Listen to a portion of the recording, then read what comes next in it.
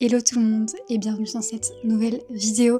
Je suis très contente de vous retrouver, j'ai l'impression que ça fait super longtemps que j'ai pas filmé de manière assise où on va papoter de livres sur une même thématique. N'hésitez pas d'ores et déjà à vous servir une petite boisson, un goûter, peu importe. On va papoter. Je vous attends évidemment dans les commentaires pour donner vos suggestions, vos avis, vos réflexions sur les thèmes qu'on va aborder, sur les livres qu'on va aborder, sur des livres qui sont dans ce thème. Voilà, on est en mode club de lecture, on papote ensemble et je veux vos recommandations de lecture, bien sûr que je les veux. Aujourd'hui le thème, comme vous l'aurez vu dans le titre, c'est la littérature horrifique, puisque depuis quelques mois, je pense qu'on peut dire depuis quelques mois, je me suis mise à lire vraiment de l'horreur et j'ai appris que j'aimais beaucoup ce genre. En fait, ce que j'aime beaucoup dans l'horreur, c'est la manière dont ça nous permet de parler de sujets difficiles, de sujets tabous, de sujets politiques, en les exacerbant à un point tel que ça paraît grotesque, que ça paraît forcément effrayant, ou que ça permet de plus le remettre en question. J'ai pas pris tous les livres d'horreur que j'avais lus, j'ai juste pris ceux que je préférais.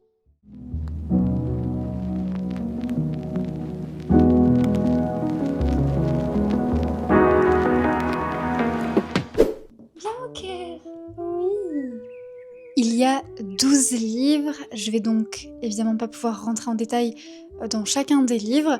J'ai essayé de les classer de manière pas forcément de celui qui fait le moins peur à celui qui fait le plus peur ou quoi, mais je pense de celui qui m'a le plus marqué en termes d'horreur à celui qui m'a moins marqué. C'était pas facile de classer ça. Il n'y a pas vraiment d'ordre. Avant de commencer la vidéo, je vous le rappelle évidemment, si vous n'êtes pas abonné, n'hésitez pas à le faire, ça me ferait plaisir qu'on soit de plus en plus nombreux sur cette chaîne. Je me suis rendu compte en filmant la vidéo d'après qu'il y a un livre dont j'avais oublié de vous parler, mais parce qu'en fait je l'ai pas terminé, il est dans ma pile à lire, mais il m'a été envoyé par les éditions ActuSF et il rentre parfaitement dans la thématique de l'horreur. Il s'agit de Génération Body Horror de Fleur Hopkins-Loferron et Morgane Cossarieux, qui est sorti là il y a pas longtemps et qui est un énorme livre qui revient sur le genre de l'horreur corporelle, le genre du body horror du 19e siècle à nos jours dans le domaine du cinéma et de la littérature. Je l'ai commencé pour l'instant, ça a l'air trop génial, ça a l'air d'aborder plein de thématiques, plein de recommandations. Voilà, on nous parle de différents livres, de différents films qui ont inspiré le genre ou qui font partie du genre et j'ai trop hâte de pouvoir vraiment m'y plonger. Il est illustré en plus, c'est vraiment un très bel objet livre, donc voilà, je me suis dit que cette vidéo c'était le moment parfait pour en parler. Le premier livre de cette liste, je l'ai mis ici, mais j'avoue que c'est vraiment un excès de zèle, puisque il est parfois classé dans horreur, mais je trouve que c'est surtout une ambiance plus qu'autre chose. Il s'agit de Hungerstone de Kat Dune, qui est en anglais. Alors, évidemment, je fais la précision, il y a pas mal de ces livres qui sont en anglais. Certains ont été traduits, d'autres non. C'est vrai que j'ai l'habitude de lire pas mal en anglais ces derniers temps.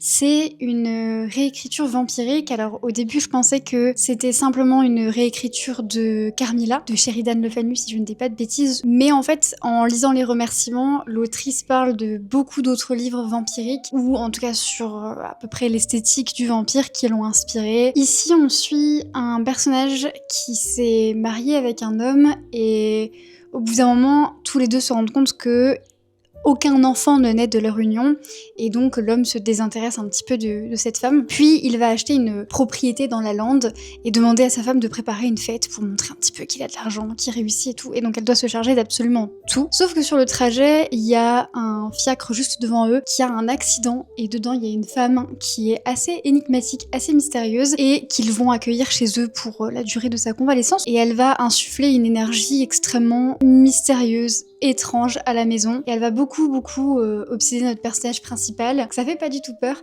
mais ce qui est horrifique c'est surtout l'ambiance, je trouve. On a une ambiance qui est très grisonnante, on sentirait presque la pluie nous tomber dessus et le vent nous geler la peau. C'est très vampirique, très fantomatique, il y a une présence. Moi je lui ai mis 4 sur 5 à ce livre parce que je trouvais l'ambiance super chouette. Il y a beaucoup de dynamique entre les personnages que j'aimais beaucoup. Je pense que c'est pas un livre dont je me souviendrai non plus toute ma vie malheureusement, mais il y a des phrases qui m'ont beaucoup plu et qui m'ont beaucoup marqué quand même. Ensuite on a un livre dont je vais avoir beaucoup de mal à vous parler. Il s'agit de Immaculate Conception de Ling Ling Wang, qui n'a pas été traduit. Je pense que je m'en désole à chaque fois. Mais pourquoi Ling Ling Wang n'est pas traduite? Ces livres sont des purs bangers. C'est un espèce de mélange dystopie, science-fiction, horreur, et ça aborde plein de thèmes. Et je pense que c'est ça qui a fait que ça m'a moins plu, c'est qu'on aborde tellement de thèmes que je trouve qu'on les aborde pas assez en profondeur, et ce qui fait aussi que je me perds un peu. Genre aujourd'hui, je suis pas forcément capable de vous le résumer aussi bien que je le pourrais parce qu'il y a trop de thèmes abordés. On est dans un futur proche, alors je sais plus comment ils appellent ça, mais en gros il y a les pauvres et les riches quoi, hein, on va se le dire comme ça. Et les riches, ils ont accès à plus de choses, plus de magasins, plus de musées, plus d'écoles, etc. Et nous on suit le personnage principal qui vient d'une famille pauvre, va rentrer dans une école d'art assez prestigieuse grâce à une bourse. Ensuite elle va devenir amie avec une meuf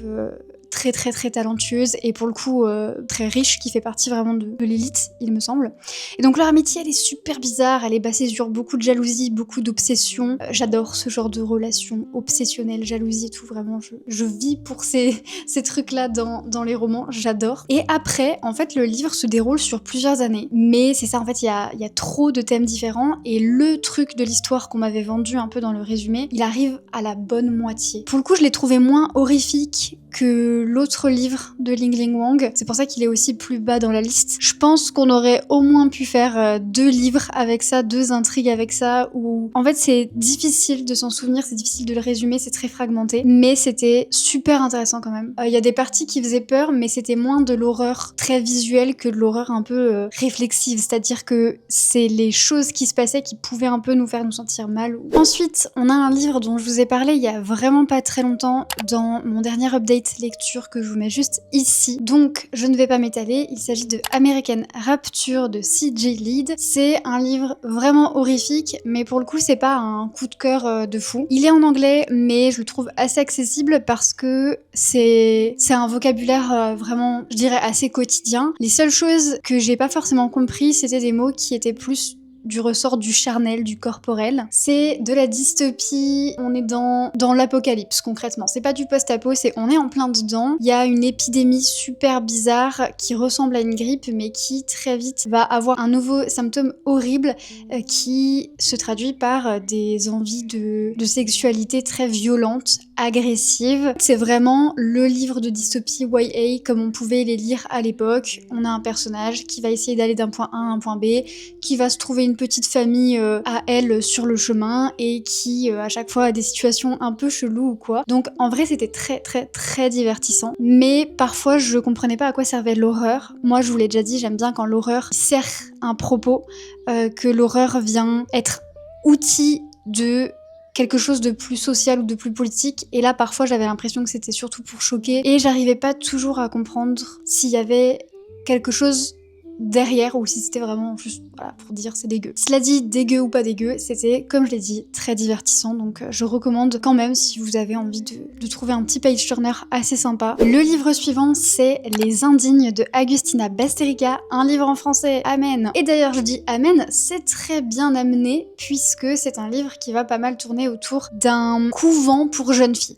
On est dans un futur proche, on n'a aucune idée de ce à quoi ressemble la Terre, le monde en dehors de ce bâtiment, en dehors de ce domaine qui est muré, fermé, et on suit une jeune fille qui nous écrit un journal. Elle a pas le droit d'écrire, donc elle écrit en cachette, parfois elle est interrompue.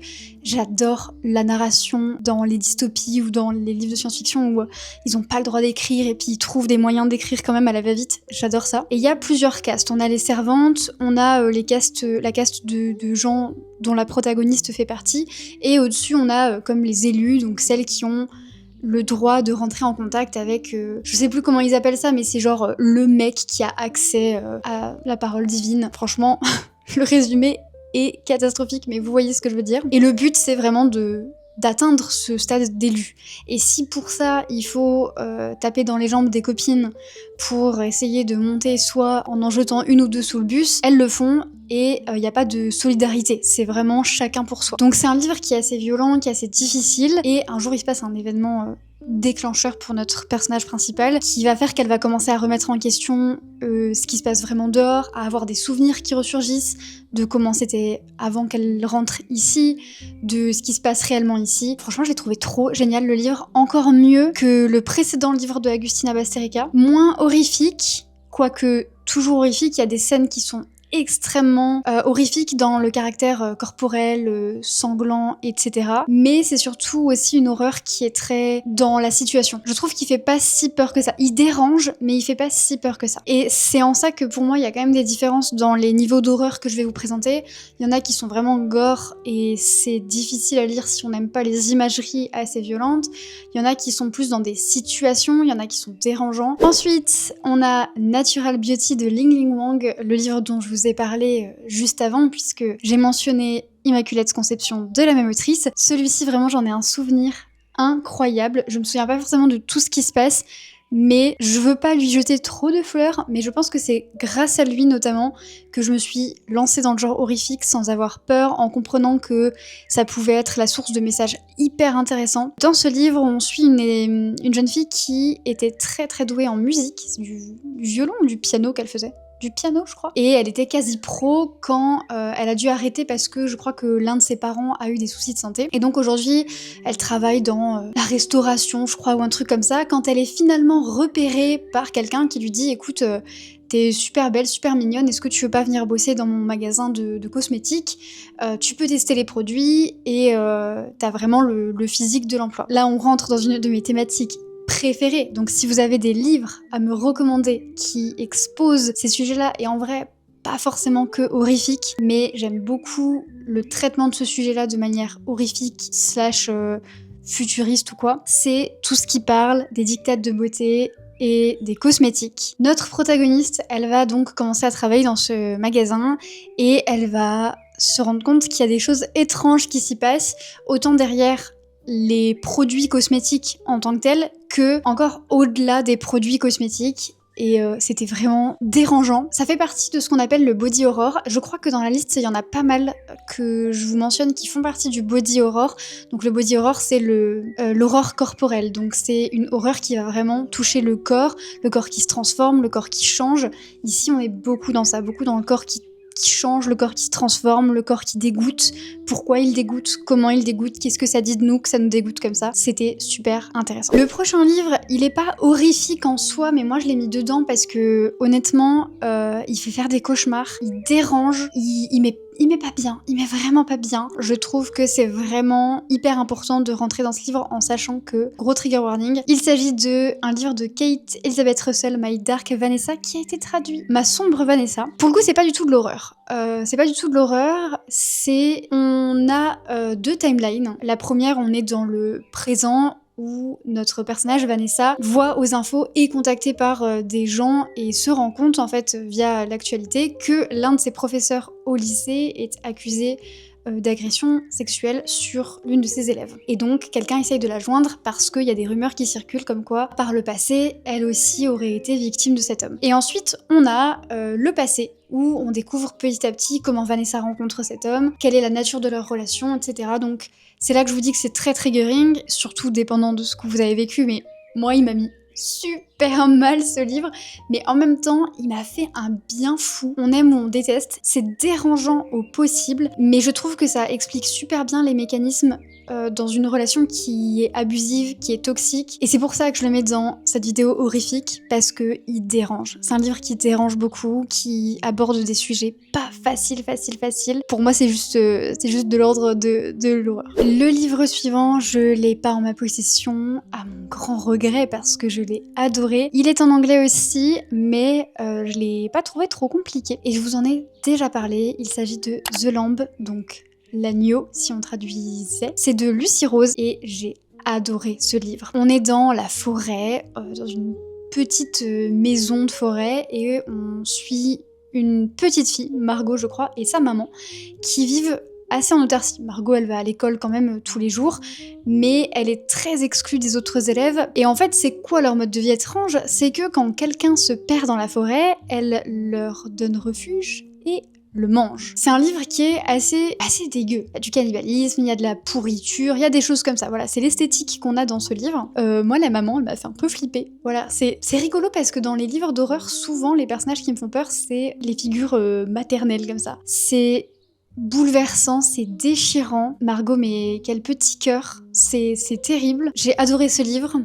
Il est dégoûtant par moments, il est dérangeant à d'autres moments, il fait peur aussi parfois, mais vraiment je l'ai trouvé trop cool dans le genre horrifique, il m'a vraiment trop plu, je veux en trouver un autre dans ce genre-là. Et en parlant de livres qui restent dans le même genre, on va se diriger vers un livre de Sophie White, Vers ma fin. Pareil, on a une figure de mère qui fait peur. Celui-là, c'est aussi un des livres d'horreur qui m'a foutu les chocottes. On est sur une toute petite île de la Bretagne, si je dis pas de bêtises, et pareil, notre personnage principal, elle est tenue dans un isolement qui est très malsain. Mais c'est pas une enfant cette fois, c'est une jeune adulte. Je pense qu'elle a 18-19 ans, un truc comme ça. Et elle est tellement dans un isolement culturel, affectif, social, que franchement, elle a une narration qui est très ingénue, qui est très enfantine. Elle vit avec sa mère et sa grand-mère. Sa mère est genre, elle bouge pas, elle reste dans son lit.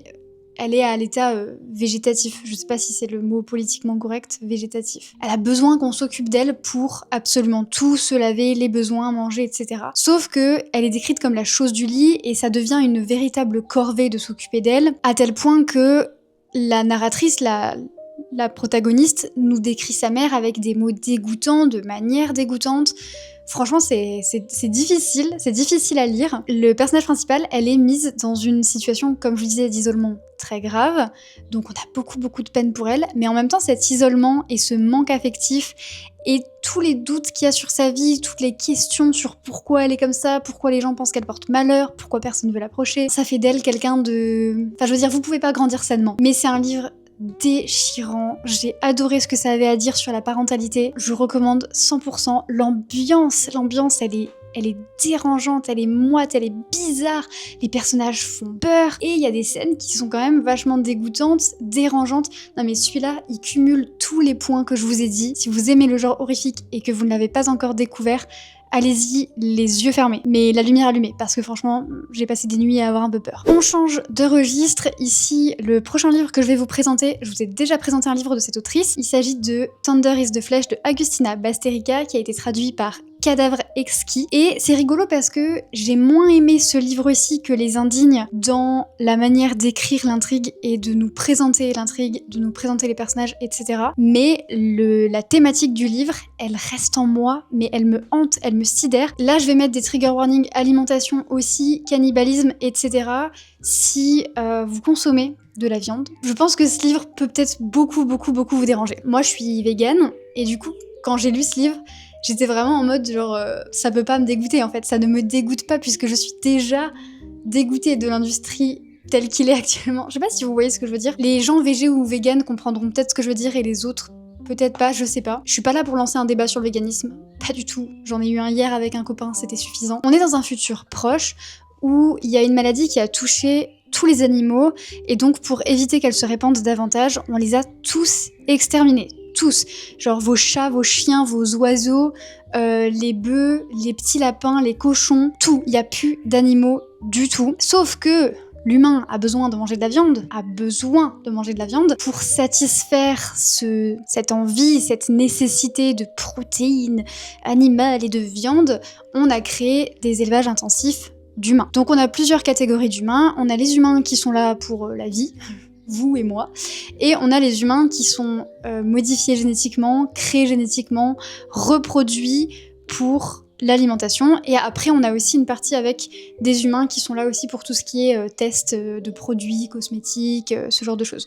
Vraiment, il n'y a plus d'animaux. Tout ce que les animaux faisaient avant, bon, gré mal gré à cause de l'homme, c'est désormais l'homme qui le fait subir à l'homme. Du coup, c'est ce que je vous disais quand je vous disais que j'aime quand l'horreur parle de trucs politiques, et en fait ça exacerbe tellement le propos en disant, imaginez c'est des humains à la place des animaux, n'importe qui, même quelqu'un qui n'est pas forcément fan de la cause animale, en lisant ça se dit non, c'est horrible, c'est grotesque, ça n'a pas de sens, non. La dissonance cognitive, c'est un vrai sujet et ce n'est pas celui de cette vidéo, mais je trouvais que l'idée est trop cool, elle est trop bien faite, super intéressante, et le personnage qu'on suit, il travaille dans un abattoir. Il y a un plot twist les gars, le livre sinon souffre un petit peu du syndrome du musée, syndrome que je viens complètement d'inventer, mais je ne sais pas comment appeler ça, mais c'est très... le personnage, de chapitre en chapitre, il nous montre des trucs. Alors là, vous avez l'abattoir, alors là, vous avez la pharmacie, alors là, vous savez ça. Et c'est super intéressant.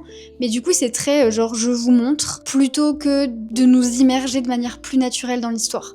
Donc ça, c'est le bémol du truc, mais sinon, le plot est incroyable. Et puis, évidemment, ce livre, il est bouleversant.